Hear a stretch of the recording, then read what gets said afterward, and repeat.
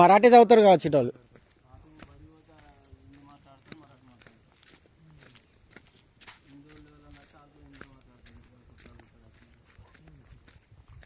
ఇంతే నాన్నగా ఏం లేవు ఇక.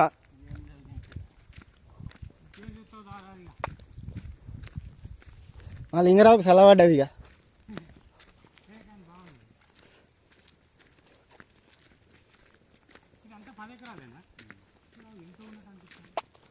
బాగున్నట్టున్నది కానీ 10 ఎకరాలే చూసినావా.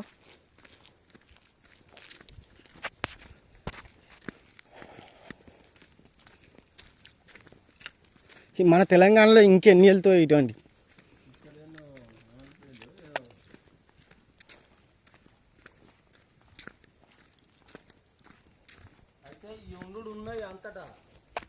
ఉంటాయి కానీ అది ఇంకా మంచిగా పొడుగు పొడుగులే ముక్కలు ముక్కలు అవి కూడా చూపించాం. వాళ్ళు కూడా అంతరా కట్టలేక రోడ్డు మీద ఉన్నాయి కాబట్టి కొంచెం డెవలప్ చేద్దాం అన్న ధోరణి తోటి చేస్తారు. కానీ ఈ లెవెల్ ఉండాల.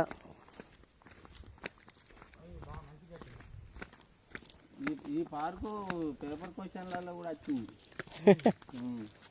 వడదాం పార్క్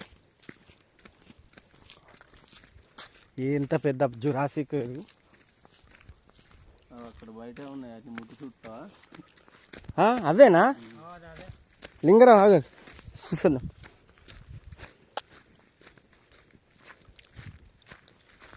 మరి దీన్ని ఎందుకు అంటే ఎత్తుగడ్డ మీద ఉన్నది కాబట్టి వదిలేసిళ్ళు. ఇగో ఇదే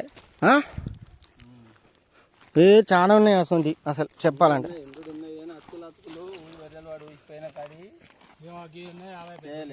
ఇగో బండ అదే చెట్టే.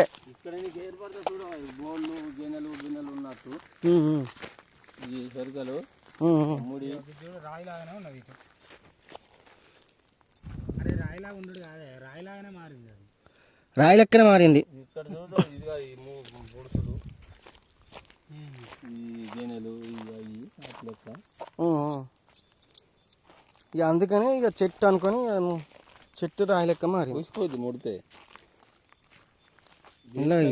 పొట్టు వెళ్తుంది మీద. టప్ప టప్ప సౌండ్ వస్తలేదు.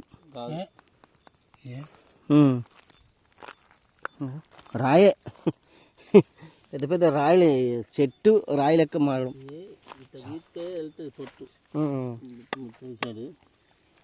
ఎత్తచ్చా ఇది.